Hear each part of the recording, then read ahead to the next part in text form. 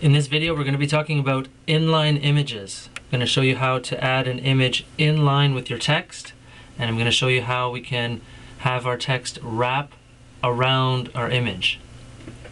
You can see in this page that it's been done. I'm going to go to a page without an image, and in order to do this, we obviously need to be logged in. You need to see the U7 Site Manager menu at the top and have the edit link. So when you edit your page, it's going to bring you to the editor, and inside here is where the body of your text is. So I'm just going to maximize the editor, and let's say we want to put an image right here in front of the second paragraph.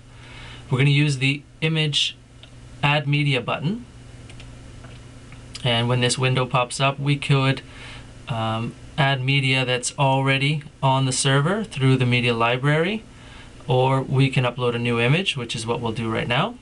So we're going to choose a file, and these are the images that should be accessible to you on your desktop. Let's say we pick this image and upload. Once the image has been uploaded, we've got a little bit of a wizard here. We've got to go next, and now we can give this image a name. So we'll call this Spectacular Sunset, and we need alternate text and a title text. The alternate text is very important. It's used by screen readers for the visually impaired. It's also used by search engines, and it can help you improve your search engine optimization by putting keywords in here. You know, you have your keywords in here. If you needed to, you can make a nice sentence with them. Same with your title. Very important. This is when you hover your mouse over and a little tooltip text appears. This is what's going to appear. You have the option of including this image in the library for future use, or if you want to protect it and just have it only for this page, you can not include it in the library. I'm going to click Save, and it gives us a little bit of a preview, and now we have options for controlling how we want it to display. So by default, I believe it's going to show the full size of the image, but we can use one of these pre-formatters here. The teaser is going to reduce the image to a shortened size, so it'll fit nicely in their text. If you want, again, the full image, you just click default, and then you can change the size later. I'm going to go ahead with teaser and click submit. And now it's brought the image inside of our text. By default, the image is put in as a character. So you could even just move your mouse ahead and type letters before or after the image. But this isn't the nice way of presenting it. So what we're going to do is we're going to click on the image, and you can right click and choose image properties, or you can click on the image and also get to the properties by clicking this button up here. Properties window looks like this, and it's got our alternate text already. We can do things like change the width.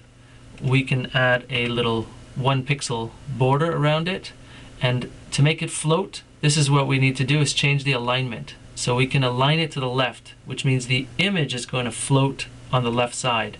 And now you can see in this preview that the text wraps around it. H space and V space is for horizontal and vertical.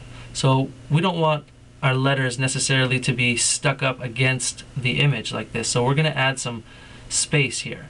All of these dimensions are proportionate to this. These are in pixels. So if the image is 200 pixels wide, we're going to put a horizontal space, maybe something like 15 pixels might make sense.